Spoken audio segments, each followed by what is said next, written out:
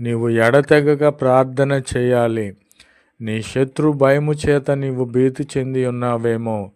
నీ శత్రువులని దేవుని చేతికి అప్పగించిన ఎడల, వారి రక్షణ కోసరము నీవు ప్రార్థన చేసిన ఎడల ఎంతో మేలు కదా.